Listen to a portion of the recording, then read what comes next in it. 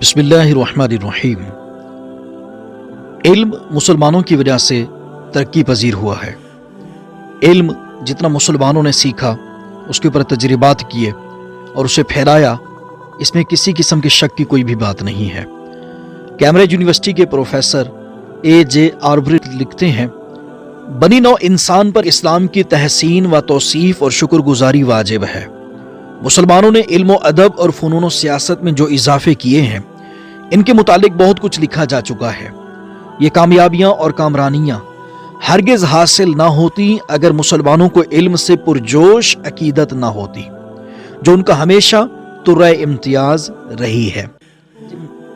ऐन उस जमाने में जब सारा यूरोप जहालत की तारीकी में पूरे तौर पर डूबा हुआ था, अरब के उफुक पर एक रोशनी नमूदार हुई।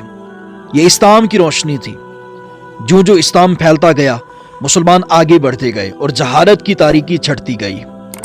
8वीं सदी से 13वीं सदी तक का ज़माना इल्म और हिकमत का इस्लामी दौर है। उस दौर में साइंस, तिब और फ़लसफ़े के फरामोश शुदा उलूम को मुसलमानों ने न सिर्फ जिंदा किया, बल्कि अपनी जदीद तहकीकात से उसको नई वुसअत दी। उस दौर में मुसलमानों में हज़ारों बाकमाल साइंसदान, फिजिशियन और फ़लसफ़ी पैदा हुए, जिनमें से हर एक नोबल प्राइज जीतता अगर वो उस दौर में ये इनाम जारी होता। पूरी दुनिया में इस्लाम वो पहला और आखिरी मजहब है जिसका आगाज पढ़ने के हुक्म से हुआ। हुजूर सल्लल्लाहु अलैहि वसल्लम पर जो पहली वही नाजिल हुई, और वो ये है, पढ़िए अपने रब के नाम से जो सबको पैदा करने वाला है। उसने इंसान को जमे हुए खून से बनाया। पढ़िए और आपका रब बड़ा ही करीम है, जिसने इल्म और कलम के जरिए सिखाया। उसने इंसान को वो इल्म अता फरमाया जो वो नहीं जानता था। इस्लाम में इल्म की अहमियत का अंदाजा इस बात से होता है कि कुरान पाक में लफ्ज इल्म 778 मरतबा आया है। कुरान पाक में एक और जगह इरशाद है, और दुआ मांग, रब्बि ज़िदनी इल्मा, ऐ परवरदिगार मेरे इल्म में इजाफा फरमा। यानी अल्लाह ताला ने अपने नबी सल्लल्लाहु अलैहि वसल्लम को हुक्म दिया कि आप ज़ियादती इल्म की दुआ मांगे। अहले इल्म की हिम्मत अफजाई के लिए फरमाया गया, अल्लाह ताला उन लोगों के दर्जे बुलंद करेगा जो ईमान लाए और जिन्हें इल्म दिया गया। हुजूर सल्लल्लाहु अलैहि वसल्लम ने भी इल्म को बहुत ज़्यादा अहमियत दी। अहादीस नबविय्या में बेशुमार फरामीन हैं। हर मुसलमान मर्द और औरत पर इल्म का हासिल करना फ़र्ज है। इसके अलावा और भी बेशुमार मकामात पर इल्म के मुताल्लिक फरमाया गया।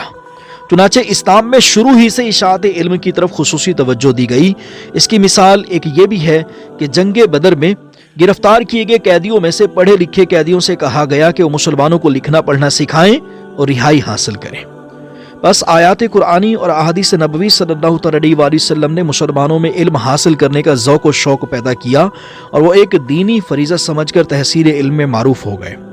ये उन्हीं तालीमात का असर था कि मुसलमानों ने अशिया की हकीकत को जानने की कोशिशें शुरू कर दी और हर चीज़ को तहकीक व तफ्तीश की कसवटी पर परखने लगे। इस्लाम से बढ़कर किसी मजहब ने इल्म की हिमायत नहीं की और न इसके हुसूल और ज़रूरत पर इस शद्दोमत से जोर दिया। इस्लाम के सिवा दुनिया का कोई मजहब या तमद्दुन ऐसा नहीं जिसने तमाम इंसानों की तालीम को बुनियादी ज़रूरी करार दिया हो। इसीलिए अल्लाह ताला के नबी सल्लल्लाहु अलैहि वसल्लम ने शुरू ही से अपने पैरोकारों को तालीम और तरबियत के बारे में इरशाद फरमाया। हज़रत उमर रज़ियल्लाहु ताला अन्हु के दौरे खिलाफत में तमाम मफ्तूहा ममालिक में इब्तदाई तालीम के लिए मदरसे कायम किए गए, यहाँ तक कि आपने बदुओं, खाना बदोशों के लिए भी कुरान की तालीम लाजमी करार दी। हुसूल इल्म के ऐसी शौक़ की वजह से सहाबा किराम दूर दराज के सफ़र करते। हज़रत उमर फ़ारूक आज़म रज़ियल्लाहु ताला अन्हु के ज़माने में एक ताबई सिर्फ इल्म हासिल करने के लिए शाम से मदीना आए ताकि तशहुद, अत्तहियात सीख सकें। इसी तरह जाबिर बिन अब्दुल्ला ने जब ये सुना कि अब्दुल्ला जहानी मिस्री ने एक हदीस सरकार अलैहिस्सलाम से सुनी थी, तो उन्होंने एक ऊँट ख़रीदा और 1 माह के सफ़र के बाद मिस्र पहुँचे, जहानी से मुलाकात की और वह हदीस उनसे सुनी। हकीकत है कि इल्म की तरवीज और इशाअत के लिए मुसलमानों ने जितनी तगो-दो की है किसी और कौम ने नहीं की, और मुसलमानों ने इससे खातिर खा फ़ायदा भी उठाया। आज भी ज़रूरत इस अमर की है कि इंसान को चाहिए बतौर मुस्लिम हम अपने विरसे को पहचानें, इल्म हासिल करें, साइंस सीखें, जदीद तकाज़ों के मुताबिक अपने इल्म को बढ़ाएं, ताकि हम अपने माजी की मीरास को آسانی کے ساتھ جلدی کے ساتھ حاصل کر سکیں۔